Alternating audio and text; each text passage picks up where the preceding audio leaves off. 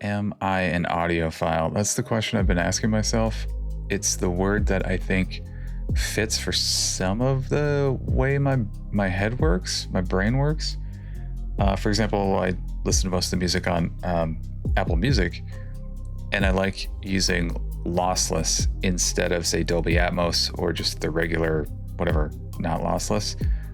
I think it sounds better. I think the instruments are clearer.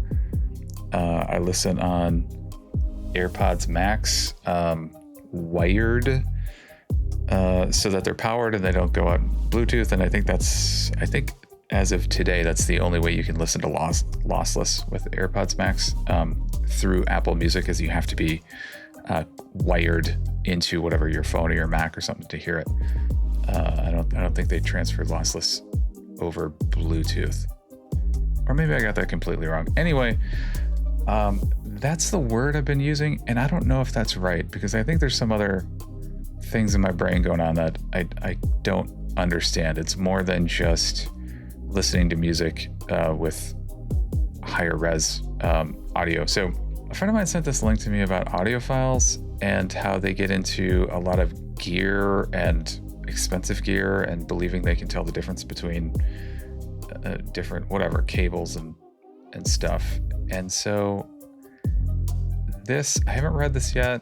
I read the title and it makes me wonder if I'm delusional or if I want to keep using that title or label of audiophile for myself.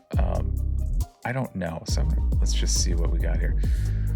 Audiophiles took a blind test and could not hear the difference between expensive cables and a literal banana. I should mention that these headphones, right? Apple AirPods Max, they're like $500 and something. That is the most I am willing to spend. I will not spend any more money on anything. I don't have any like amps or any of that stuff. Just headphones for me. So I don't know if that makes me an audiophile or not, because it seems like when I talk about that, or even if you just search it always talks about very, very expensive gear, which I can't afford, and B, I don't know how much better it actually is going to sound. But anyway, audiophiles are often sold expensive cables, but a blind test proves fruit sounds just as sweet. Cheers. Like this. Listen to the audio version. It's like everything is a podcast. Is that an ad? Okay. So this is a green banana plugged in, running. Oh my God. Okay. You're standing in an audio showroom admiring what appears to be a pair of rather elegant speakers, nothing too outlandish. Just two sophisticated towers that would look perfectly at home in your living room. Then the dealer mentions the price. Suddenly you're wondering if you misheard them or if your ears need recalibrating. $180,000 for speakers? Welcome to the deliciously absurd world of high-end audio, where power cable can cost more than your first car, and discussions about sonic metrics of oxygen-free copper are conducted with the same gravity as peace negotiations in Gaza. I mean, this is a very expensive hobby with tear-jerking receipts to share. But let's be frank, manufacturers often sell myths alongside their gear. Case in point, back in 2024, an audio enthusiast and forum moderator named Pano designed an ingenious, slightly absurd blind test. Okay. Pano routed high-quality 30-second audio clips from various songs through 4 entirely different mediums.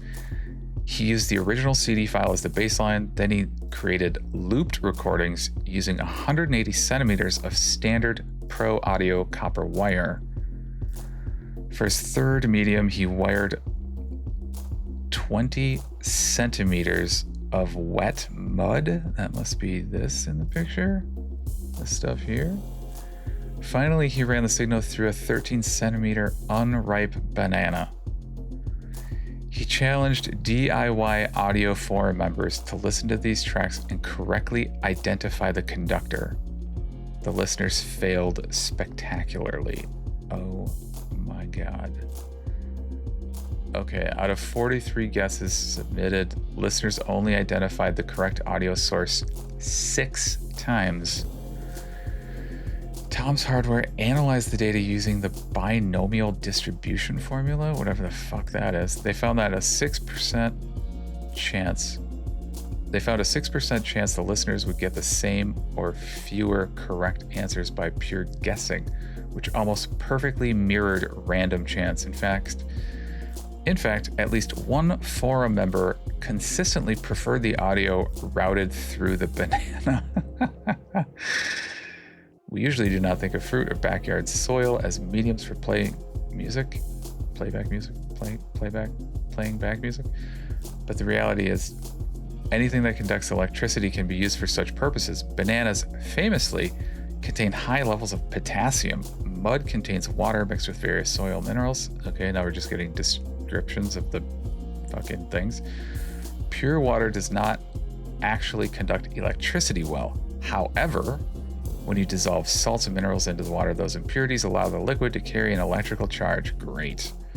There's a lot of background detail on these. Banana and mud, and in the older test, potato, are simply like putting a resistor in series, meaning that other than changing the signal level, they don't do too much, Pano noted. The DIY audio experiment quickly went viral across communities like Reddit, drawing sharp mockery toward luxury cable manufacturers. Some companies routinely charge well over $100,000 for top-tier speaker wire, claiming exotic materials unlock hidden acoustic depths. Yeah, right.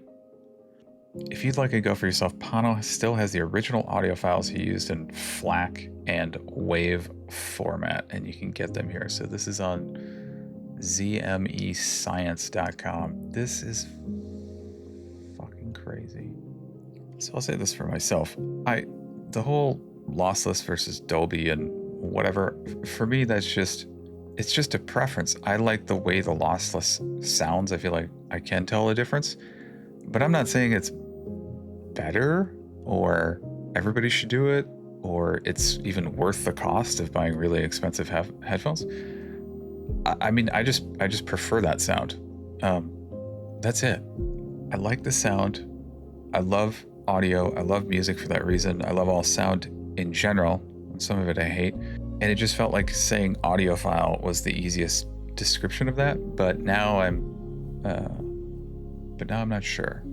The other interesting part for me is that some songs will give me head to toe chills, full body chills, where I just kind of freeze and you get that tingle all over.